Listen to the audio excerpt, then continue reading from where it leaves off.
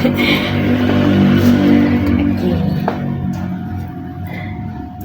Em, Halo, selamat pagi. Selamat pagi juga. Hmm, Sebelumnya izin perkenalkan diri ya. Nama saya Novia Amalia Fitri, selaku konselor. Boleh sekarang kamu perkenalkan diri dulu nih namanya. Nama aku Sapa Susunasi, biasanya dipanggil Sasha. Oke. Baik. Kamu boleh tahu Mbak Shisha tadi kesini naik apa? Aku naik ojek sendirian. Oh, sendiri ya. Oke. Mbak Shisha gimana nih kabarnya? Aku sebenarnya akhir-akhir ini lagi kurang fit gitu sih, Bu. Akhir-akhir ini lagi meriang gitu. Oke. Tapi alhamdulillah sekarang sih udah mendingan ya. Nah, sekarang cuacanya emang gak nentu ya. Dari panas bisa tiba-tiba hujan. Iya, teman-temanku juga banyak yang lagi pada sakit juga nih gara-gara cuacanya. Sebelumnya apakah Mbak Sasha udah pernah melakukan konseling? Belum. Oh, jadi ini yang pertama kalinya ya? Iya. Oke, berhubung pertama kalinya Mbak Sasha melakukan konseling nih, di sini akan saya menjelaskan terlebih dahulu terkait prosesnya. Nah, nanti Mbak Sasha bisa ceritakan apapun yang ingin Mbak Sasha ceritakan, dan semua informasi yang diberikan itu pasti dijamin kerahasiaannya ya. Dan juga kalau misalkan informasi itu tuh membahayakan kamu ataupun orang lain, mungkin saya akan bekerja sama dengan pihak profesional ya. Oke. Bagaimana? Apa ada yang ingin ditanyakan?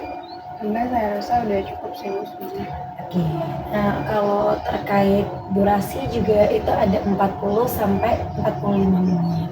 Nah, nanti selama kurun waktu itu Mbak Sasha bisa cerita senyamannya aja. Seperti itu ya. Oke. Dan soal waktunya, Aman terus. oke. Bagaimana perasaan kamu hari ini? Sebenarnya tuh aku ngerasa akhir-akhir itu aku capek gitu rasanya.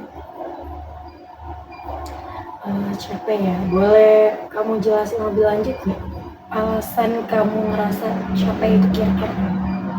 Aku tuh capek kayaknya ya hasil analisis aku gitu ya, dari perspektif aku tuh kayaknya tipe kali orang yang ini Bu, perfeksionis sama kompulsif gitu. Aku ngerasa kayaknya aku juga ada OCD ya, karena sifat kompulsif dan juga perfeksionis aku tuh udah parah banget gitu, sampai akhirnya mengganggu produktivitas aku. Kayaknya misalkan aku lagi kerja nih kan, aku kan konten kreator ya, jadi aku sering tag video gitu, dan tag videonya tuh bisa berkali-kali karena aku ngerasa kayaknya ada yang kurang, atau mungkin kayaknya alis aku berantakan deh yang ini, kayaknya jilbabnya lagi nggak rapih deh, jadi aku ulang terus gitu sampai kayak ini nggak kelar-kelar, dan aku ngerasa overwhelmed, aku ngerasa kayak kelelahan gitu kan sama hal-hal yang terus-terusan aku lakuin gitu. Sama aku juga cukup OCD sama kebersihan gitu, jadi misalnya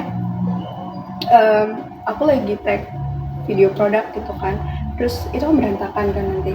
Nah, aku tuh nggak bisa ngelanjutin kerjaan selanjutnya sebelum aku benar-benar ngelihat workspace aku tuh jadi bersih, jadi rapih gitu kan. Even rambut-rambut yang berserakan di lantai aja tuh terus aku pungut satu-satu dulu supaya bersih kelihatannya, dan itu berhubungan juga sama perasaan aku. Dengan ngelihat yang kayak gitu tuh aku lebih tenang, nggak yang terpacu stres atau kayak panik gitu, kayak gitu sih Bu. Oke, baik. Jadi kamu ngerasa capek karena OCD kamu yang mengganggu pekerjaan kamu juga ya? Bahkan itu sampai nyita waktu kerja kamu. Bisa dilihat dari yang kamu harus ngulang tag berkali-kali demi buat dapetin hasil yang menurut kamu tuh perfect. Itu pasti jadi tekanan tersendiri juga ya buat kamu. Iya benar banget Bu, kayak aku tuh ngerasa kayak ada suara-suara gitu loh di pikiran aku yang kayak nyuruh ulangin gitu kan, kayak aku harus lakuin ulangin, atau misalnya aku lagi megang sesuatu itu kayaknya kotor, bersihin, cuci lagi gitu, rapihin lagi, dan aku ngerasa tertuntut dengan suara-suara itu, jadi aku kayak harus oke, kamu kerjain, walau sebenarnya ada sisi lain aku yang merasa kayak enggak, kayaknya udah gitu. Tapi kayak ada suara-suara kayak gitu, akhirnya ya udahlah nurut, karena di satu sisinya lagi aku tuh merasa kayak kalau nggak aku lakuin nanti bisa beresiko untuk aku, jadi lebih baik aku menghindari aja, mengantisipasi gitu kan. Jadi aku ikutin lagi suara itu gitu. Oke, saya paham seberapa mengganggunya itu buat kamu. Sepertinya suara itu cukup kuat ya sampai kamu harus yang kayak nurut sama apa suara-suara yang ada di kepala kamu. Kalau misalnya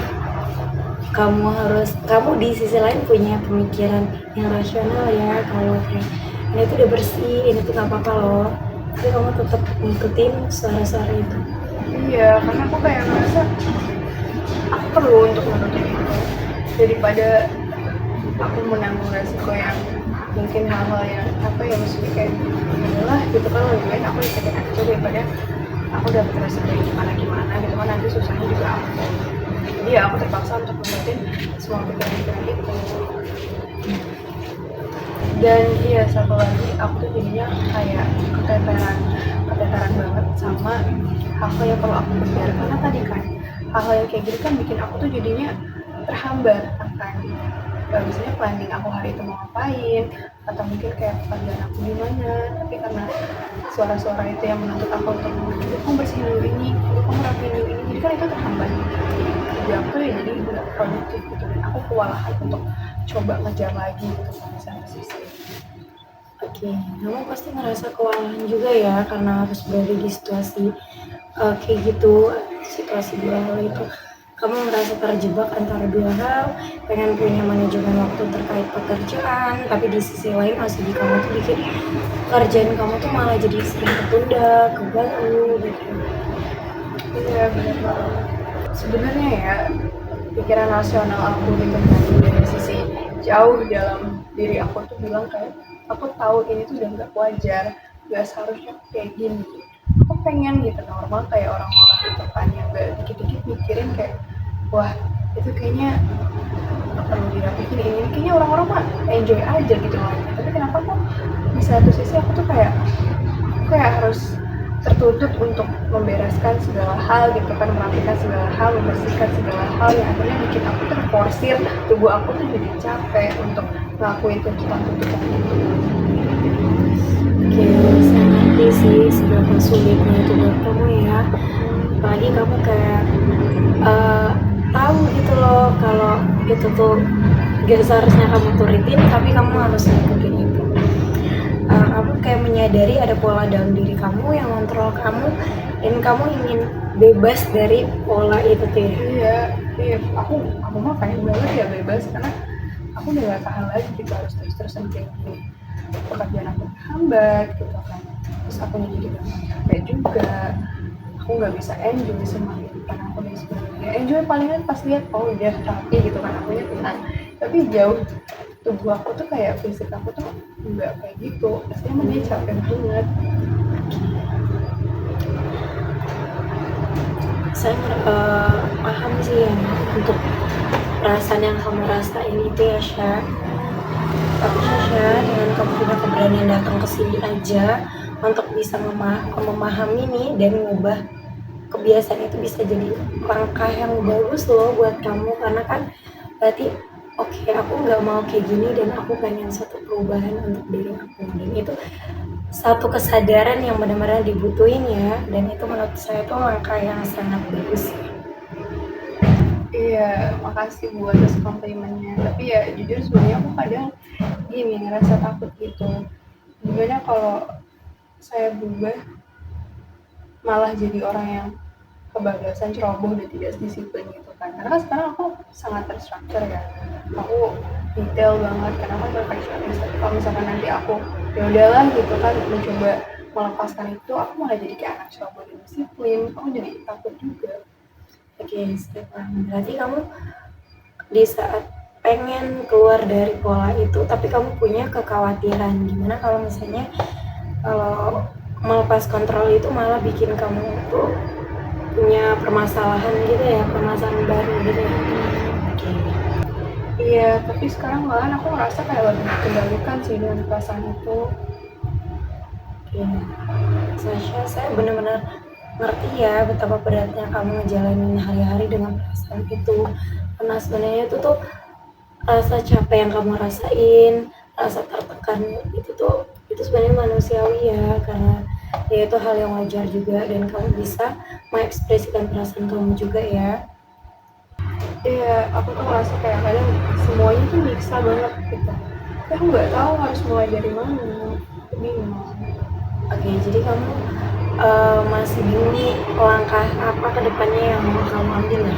Jadi sebelumnya makasih banyak ya udah mau jujur, dan itu sebenarnya nggak apa-apa ya untuk langkah awal. Yang penting adalah kamu udah berani nih ngeliat ke diri kamu sendiri. Oh, aku tuh ada salah loh di sini dan nggak seharusnya aku kayak gini ya. Untuk kedepannya apa kamu punya bayangan gak sih untuk bisa menangani situasi yang kayak gini? Mungkin langkah kecil dulu nih, langkah realistis yang pengen kamu ambil dulu supaya kamu punya kebiasaan yang lebih baik lagi dari ini. Aku bingung sih, tapi kayaknya aku harus lebih realistis lagi aja ya. Jadi aku harus bisa ngatur jadwal pekerjaan aku tuh supaya lebih fleksibel gitu, gak usah yang kaku banget. Dan juga aku benar-benar harus masih peringatan gitu ke diri aku supaya tuh gak selalu nurutin apa yang positif aku bilang. Jadi kayak gitu ya. Itu udah bagus ya, karena kan kamu jadi punya pengingat ya dalam diri kamu. Itu langkah yang bagus ya. Kamu bisa terusin itu karena itu bakal jadi perubahan yang baik ya untuk kedepannya juga. Harus berusaha, intinya aku harus lawan ya Bu, aku gak boleh terlena dengan pikiran-pikiran dari OCD gitu. Dari cerita kamu tadi, saya bisa melihat kamu mulai menyadari mana yang berasal dari kebutuhan realistis kamu dan mana yang muncul dari dorongan kecemasan kamu atau OCD kamu ya. Jadi kamu mulai sadar nih, oh ini tuh dari suara-suara itu loh, suara-suara di kepala aku gitu. Iya bener banget, aku udah bisa bedain sih mana yang kayak ini realnya kehidupan dengan apa ya, maksudnya pikiran-pikiran yang mengganggu itu. Terus apa lagi? Itu langkah yang bagus loh, Sa, mengenali pikiran-pikiran itu tanpa langsung bereaksi gitu ya. Kamu sedang mulai membangun kesadaran yang akan nantinya ngebantu kamu sebagai pengingat itu buat kamu, jadi kamu pelan-pelan bisa mengambil kendali kembali. Nah, kebetulan udah selesai nih untuk durasinya, jadi kita bisa langsung simpulin aja ya. Jadi dari permasalahan kamu tadi yang terkait kamu yang punya OCD, gangguan kecemasan, dan orang yang cukup perfeksionis juga ya, jadi itu bikin kamu terganggu dalam hal pekerjaan juga. Jadi apalagi ditambah dengan suara-suara yang benar-benar bikin kamu merasa tertekan ya tadi ya. Iya banget. Oke. Sebenarnya berusaha memahami itu tanpa menghakimi diri sendiri adalah fondasi perubahan ya, dan itu sebenarnya bagus buat kamu juga. Saya di sini akan tetap nemenin kamu ya dalam proses ini, karena untuk proses ini pastinya nanti nggak bakal mudah karena pasti ada tahapan-tahapannya juga. Nanti kamu bisa ngingetin nih buat diri kamu sendiri kalau itu cuma suara dan aku nggak harus ngelakuin itu. Di pertemuan berikutnya saya berharap kamu bisa nerapin tugas yang tadi dengan baik ya. Oke, baik, terima kasih Bu. Oke, sampai jumpa di pertemuan selanjutnya.